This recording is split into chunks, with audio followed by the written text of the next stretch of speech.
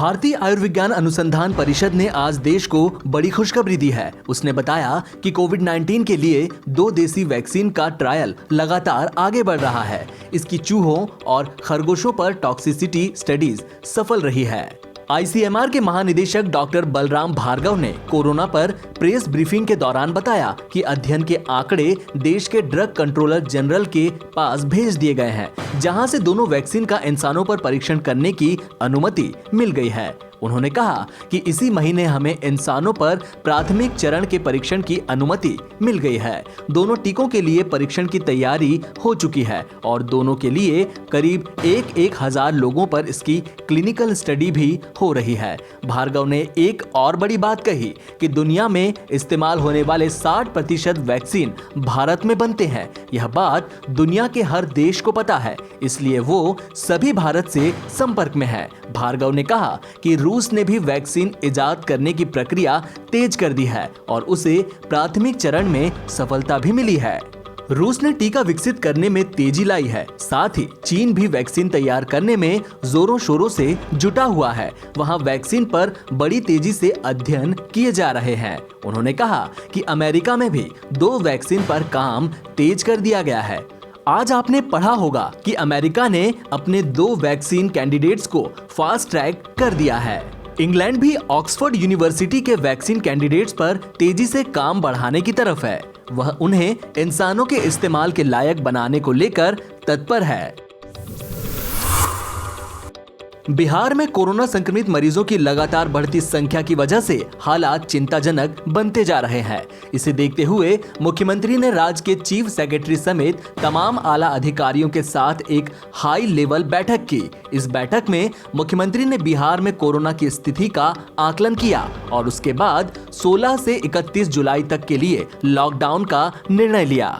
बिहार के deputy CM Sushil Kumar Modi ने tweet करके जानकारी दी कि बिहार सरकार ने 16 से 31 जुलाई तक लॉकडाउन करने का निर्णय लिया है। उन्होंने बताया कि नगर निकाय, जिला मुख्यालय, अनुमंडल और प्रखंड मुख्यालय 15 दिनों के लिए लॉकडाउन रहेगा।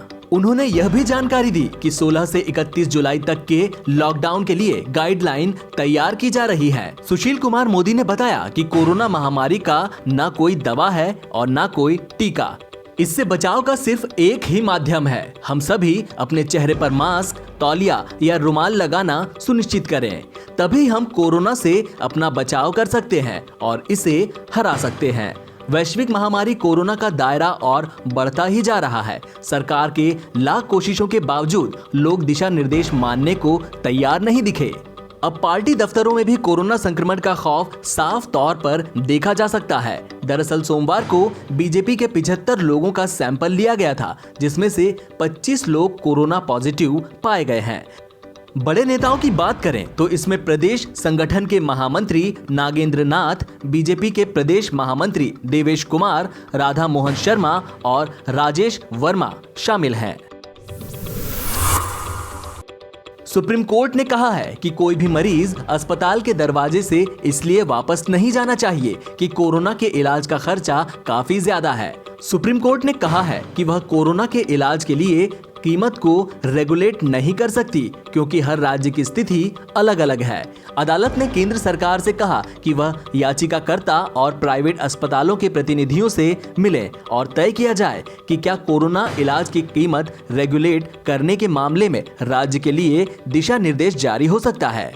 सुप्रीम कोर्ट ने मंगलवार की सुनवाई के दौरान टिप्पणी की। दरअसल पिछली सुनवाई के दौरान सुप्रीम कोर्ट ने कहा था कि हम सिर्फ ये जानना चाहते हैं कि क्या प्राइवेट अस्पताल आयुष्मान भारत के लिए तय कीमत लेने को तैयार हैं। प्राइवेट अस्पताल में कोरोना के सभी मरीजों का इलाज आयुष्मान भारत योजना के तहत तय रेट पर किए जाने की मांग वाली याचिका पर सुप्रीम कोर्ट ने प्राइवेट अस्पतालों से जवाब दाखिल करने को कहा था। सुप्रीम कोर्ट में प्राइवेट अस्पतालों के फेडरेशन की ओर से सीनियर एडवोकेट हरीश साल्वे ने उस दलील का विरोध किया जिसमें मामूली चार्ज पर प्राइवेट अस्पताल को इलाज करने का निर्देश देने को कहा गया है।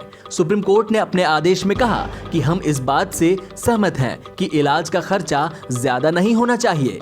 कोई भी मरीज इलाज महंगा होने की वजह से अस्पताल से वापस नहीं लौटना चाहिए। हर राज्य का इलाज का खर्चा अलग अलग है। इलाज के कई मॉडल हैं। हांगकांग को लेकर जारी तनाव के बीच अमेरिका के बाद अब ब्रिटेन ने चीनी कंपनी हुआवे को 5G नेटवर्क बनाने को लेकर बैन कर दिया है। ब्रिटिश सरकार ने टेलीकॉम कंपनियों को आदेश दिया है कि वे 2027 तक 5G नेटवर्क से हुआवे के सभी उपकरणों को हटा दें। इससे पहले अमेरिका ने भी हुआवे के सभी उपकरणों को प्रतिबंधित किया था। ब्रिटिश प्रधानमंत्री बोरिस जॉनसन की अध्यक्षता में हुई नेशनल सिक्योरिटी काउंसिल की मीटिंग के बाद फैसला किया गया कि देश में 5G नेटवर्क के निर्माण में चीनी कंपनी की भागीदारी को खत्म किया जाएगा। ब्रिटिश सरकार ने यह फैसला नेशनल साइबर सिक्योरिटी काउंसिल की रिपोर्ट की समीक्षा करने के बाद लिया है। चीनी कंपनी हुआवे पर डेटा चोरी और गुप्त सूचनाओं को लीक करने का आरोप लगा है। ब्रिटेन के संस्कृति सचिव ओलिवर डाउडेन ने कहा कि नेशनल सिक्योरिटी काउंसिल ने चेतावनी दी थी कि अमेरिका के प्रतिबंध के बाद हुआवे के सिक्योरिटी को लेकर चिंताएं बढ़ गई है। 5G नेटवर्क में हुआवे की उपस्थिति देश की सुरक्षा के लिए खतरनाक हो सकती है। उन्होंने यह भी कहा कि ब्रिटेन को भरोसा नहीं है कि हुआवे अपने उपकरणों की सुरक्षा को लेकर कोई गारंटी दे पाएगा।